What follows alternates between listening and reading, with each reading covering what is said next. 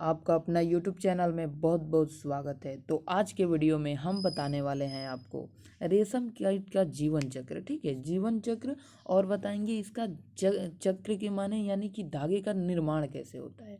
ठीक है, आखिर धागा बनता कैसा है और रेशम का प्रकार कितने हैं। ठीक है, रेशम का प्रकार कितने हैं, ये दो तीन चीज़ बताएंगे। और ये दो तीन चीज़ से आपके दिमाग में कम से कम 10 सवाले बैठ जाएंगे। कितने सवाल? 10 सवाले बैठ जाएंगे महज 2 मिनट में।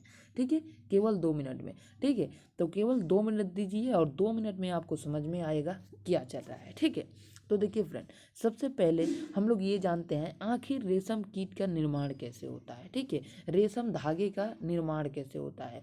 तो जैसे कि आप लोग ये देख रहे हैं, ये है रेशम का धागा जो ऊपर आप लोग देख रहे हैं, ये है रेशम कीट। ठीक है, ये है रेशम कीट।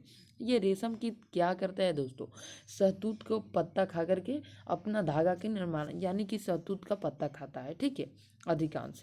ठीक है, और ये निर्माण कैसे करता है दोस्तों? तो अपनी लार ग्रंथिया से अपने चारों ओर, जैसे कि आप लोग देख पा रहे होंगे कि अपने चारों ओर क्या करता है, अपनी लार ग्रंथिया स्रावित करता है, जिससे क्या होता है दोस्तों, रेशम कीट का यानी कि रेशम धागे का निर्माण कर देता है रेशम कीट। ठीक है, और दोस्तों ये कितना एक ही धागा होता है दोस्तों, जिसको लंबा करने पर लगभग 1000 मीटर से 1300 मीटर तक ले जाता है। ठीक है, 1000 मीटर तक ये जाता है। ठीक है, 1000 मीटर तक। ठीक है, लंबा। ठीक है, अब हम लोग समझते हैं दोस्तों कि आखिर निर्माण जो कहते हैं, ये निर्माण का आकार कैसा होता है। ठीक है, निर्माण कैसे होता है, कहाँ से इसका प्रारंभ होता है। ठीक है, तो चलिए इसका इमेज जो आप लोग देख रहे हैं, जिसे हम लोग कहते हैं रेशम कीट का जीवन चक्र। ठीक है, जीवन चक्र। आखिर कहाँ से ये धागा बनता है, आखिर कैसे इसका निर्माण होता है। ठीक है, सारा कुछ हम लोग आगे समझते हैं। ठीक है, चलिए यहाँ पर हम लोग समझते हैं। ठीक है, और आशा करते हैं आप लोगों को अच्छे से दिख पा रहा होगा। ठीक है, सबसे पहले क्या बनता है दोस्तों, कीट अंडा बनता है। ठीक है, कीट यानी कि अंडा। ठीक है, अंडा से ही कोई चीज़ स्टार्ट होता है। ठीक है, अंडा बनता है। ठीक है, अंडा के बाद दोस्तों ये क्या बनता है, अंडा से आगे जाकर ये क्या बन जाता है दोस्तों, आगे जाकर क्या बन जाता है, लार्वा बन जाता है, लार्वा। ठीक है, अंडा से आगे जाकर क्या बन जाता है, इसको छोटा ही करके बताएं तो आपको अच्छा बेहतर रहेगा। ठीक है, छोटा ही करके बताते हैं। ठीक है, चलिए देखिए क्या होता है, अंडा का निर्माण होता है। सबसे पहले क्या होता है दोस्तों, अंडा का निर्माण होता है। अंडा के बाद दोस्तों क्या होता है कि लार्वा का निर्माण होता है। क्या? लार्वा का, जो कि ये कीट आप लोग देख रहे हैं। ठीक है, लगभग 2 3 4 दिन मूड़ी हिलाकर ये रेशम कीट का निर्माण करता है। ठीक है, अब देखिए यहाँ से क्या हुआ, अंडा है, अंडा से बना लार्वा।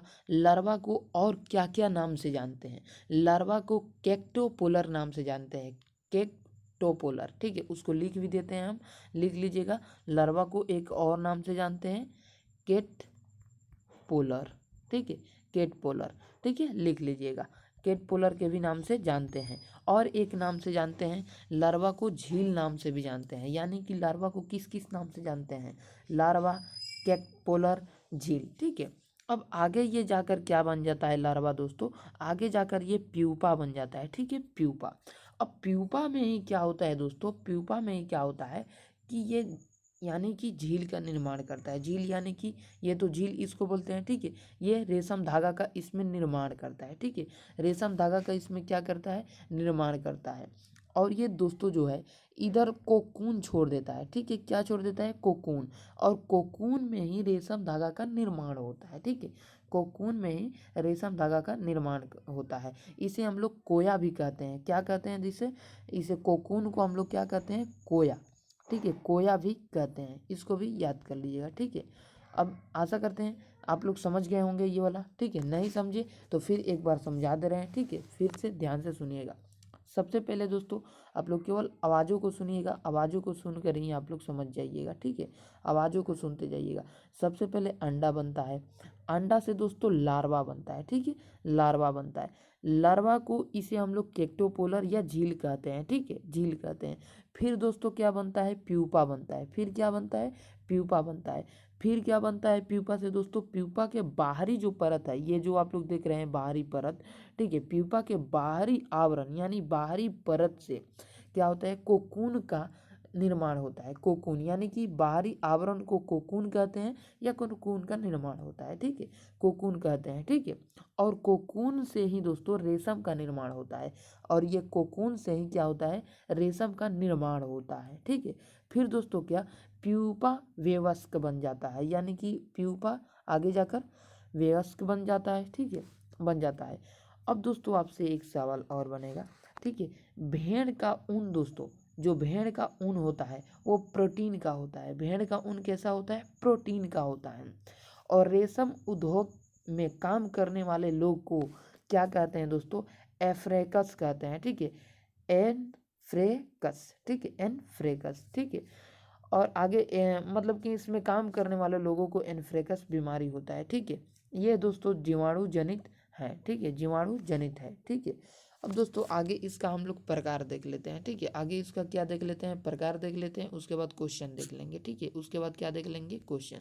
अब फिर से एक बार समझा देते हैं आप लोगों के दिमाग में लोड करने के लिए, ठीक है। सबसे पहले दोस्तों क्या होता है, रेशम कीट का निर्माण होता है, रेशम कीट का निर्माण के बाद दोस्तों लार्वा बनता है, लार्वा को हम लोग केक्टोपोलर या झील कहते हैं, और लार्वा से दोस्तों क्या बनता है, प्यूपा बनता है, प्यूपा का बाहरी आवरण को ही कोकून कहते हैं, यानी कि बाहरी आवरण कहने का सेंस ये, ठीक है, ये वाला बाहरी आवरण का मतलब ये, ठीक है, ये वाला हो गया धागा, ठीक है। तो क्या कहते हैं, कोकून कहते हैं, कोकून का हम लोग कोया भी कहते हैं, कोकून को कोया भी कहते हैं।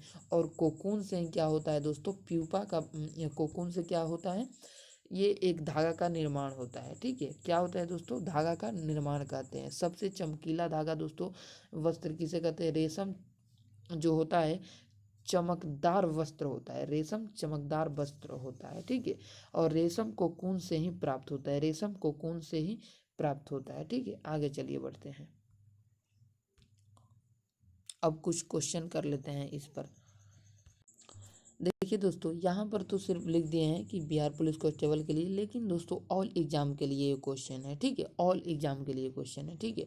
अब देखिए रेशम का प्रकार देखते हैं, ठीक है, रेशम का कई विभिन्न प्रकार होता है, ठीक है, यानी कि रेशम का विभिन्न प्रकार होता है, जैसे कि उत्तर में लिख लीजिएगा, शहतूत रेशम, मूंगा रेशम, स्पाइडर रेशम, एरी रेशम, ठीक है, कोपा रेशम, मसल्स रेशम, ठीक है, यानी कि कई प्रकार होता है, ठीक है।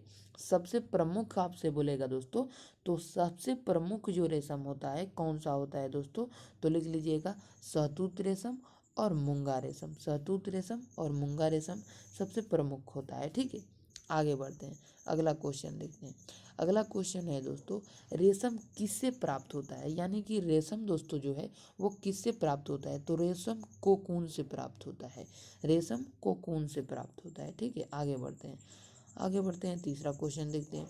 तीसरा क्वेश्चन है दोस्तों, रेशम कीटों को पालन, यानी कि रेशम कीटों को पालन का जो प्रोसेस है उसे क्या कहते हैं, सेरीकल्चर कहते हैं, ठीक है, क्या कहते हैं, सेरीकल्चर कहते हैं। रेशम कीट का जो पालन आ रहा है दोस्तों, पालन प्रोसेस, उसको सेरीकल्चर कहते हैं, ठीक है, उसको सेरीकल्चर कहते हैं। आगे, कोकून किससे प्राप्त होता है, ठीक है, तो कोकून दोस्तों प्यूपा, यहाँ पर गलत लिख दिया है, ठीक है, यहाँ पर गलत लिखा गया है, ठीक है, क्या होगा यहाँ पर दोस्तों, उसको लिख देते हैं,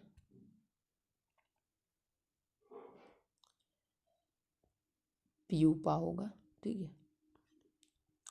कोकून किससे प्राप्त होता है, तो प्यूपा के बाहरी आवरण से प्राप्त होता है, ठीक है। चलिए आशा करते हैं समझ गए होंगे आप लोग, बहुत बढ़िया, बहुत बेहतरीन तरीके से एक बार और देख लीजिए, ठीक है। रेशम का प्रकार, शहतूत रेशम, मूंगा रेशम, स्पाइडर रेशम, एरी रेशम, कोपा रेशम, ठीक है, मसल रेशम, ठीक है, मसल्स रेशम, ठीक है। आगे देखिए, रेशम किससे प्राप्त होता है, कोकून से प्राप्त होता है। रेशम के कीटों को पालन कहलाता है, प्रोसेस कहलाता है सेरीकल्चर। कोकून किससे प्राप्त होता है दोस्तों, तो प्यूपा के बाहरी आवरण से, ठीक है, प्यूपा का बाहरी आवरण से, यहाँ पर गलत लिखा गया है, प्यूपा का बाहरी आवरण से होगा, ठीक है। आशा करते हैं समझ गए होंगे, बहुत बढ़िया, बहुत बेहतरीन तरीके से। तो मिलेंगे आपसे नेक्स्ट वीडियो में, तब तक के लिए जय हिंद, जय भारत।